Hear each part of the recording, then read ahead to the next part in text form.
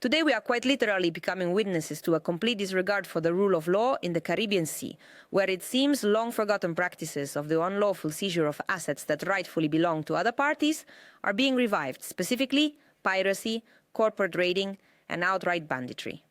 From the perspective of international maritime law, such behavior is qualified as a violation of freedom of navigation, enshrined in Article 87 of the UN Convention on the Law of the Sea of 1982. We unequivocally condemn such occurrences and call for stability, law, and order in the maritime domain. I want to once again confirm that the Embassy of the Russian Federation in Caracas and Russian specialists in Venezuela are operating as usual. Today we witness the legal arbitrary action in the Caribbean Sea, where the long-forgotten practices of illegal appropriation of somebody else's property is revived. In terms of international law of the sea, such behavior is qualified as the violation of the freedom of navigation. We condemn this and call on the stability and order in this in the maritime sphere. We support the idea that Latin America and the Caribbean should remain a zone of peace, as it was declared in 2014. We should prevent the destructive scenario. We expect that pragmatism and rational thinking characteristic of Donald Trump will help find mutually acceptable solutions within the international law. We reconfirm our support to the efforts of the government of Nicolás Maduro. EU could have shown their principled thinking, their consistent approach to the respect of the international law, as their role of controlling everything and everyone.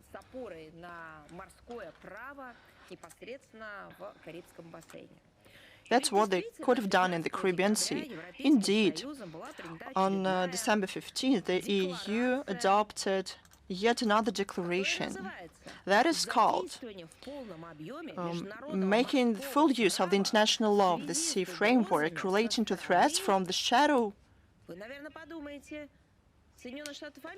with the US, one can think. But now, from the shadow fleet and to the protection of critical undersea infrastructure. As you understand, they are talking about Russia, of course. A direct threat that Washington does not hide. They officially, at the expert level, state their wish to destroy and to make certain steps to put pressure in the Caribbean Sea on Venezuela. All this is disregarded by the EU. It is busy. But what is it busy with? It is busy with the sea of the law, but not in the context of Venezuela as a sovereign state. It is busy with the law of the sea in context of fighting of shadow fleet that is unknown to anyone. Arbitrarily intercepting other countries' oil tankers could not only disrupt the normal operation of international energy markets, but also trigger other security risks.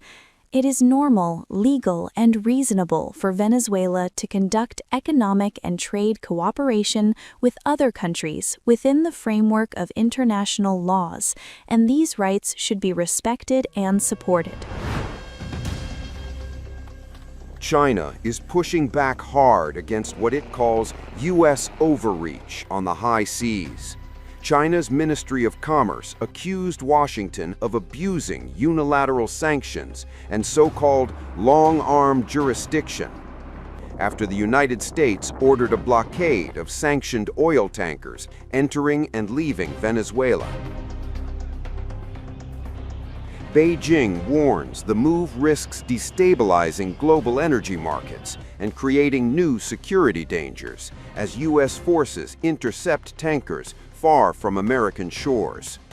The remarks came amid reports that U.S. authorities have already seized multiple vessels in the Caribbean, including ships sailing thousands of kilometers from the U.S. mainland.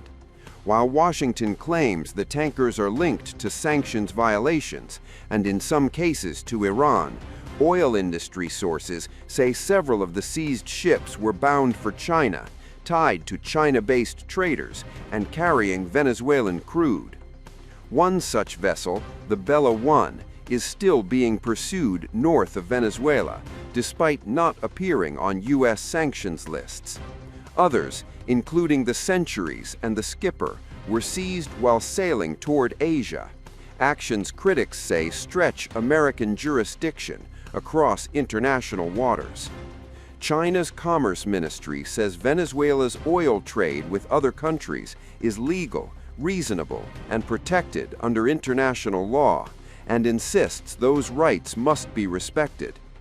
Analysts now say the tanker seizures reveal a broader strategy, not just pressure on Caracas, but a warning shot toward Beijing. By enforcing blockades and seizing ships linked to China-bound energy flows, Washington is seen as asserting hemispheric dominance and challenging China's growing influence in Latin America.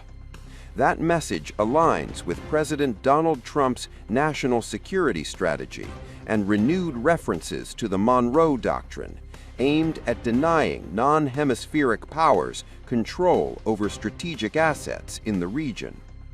Beijing, for its part, says it will not back down. Chinese Foreign Minister Wang Yi has reaffirmed opposition to unilateral coercion and support for national sovereignty, signaling that China has no intention of yielding ground, even in what Washington once called its own backyard. As tankers are stopped and energy routes contested, a regional sanctions fight is fast turning into a global power struggle, with oil, oceans, and influence at its core.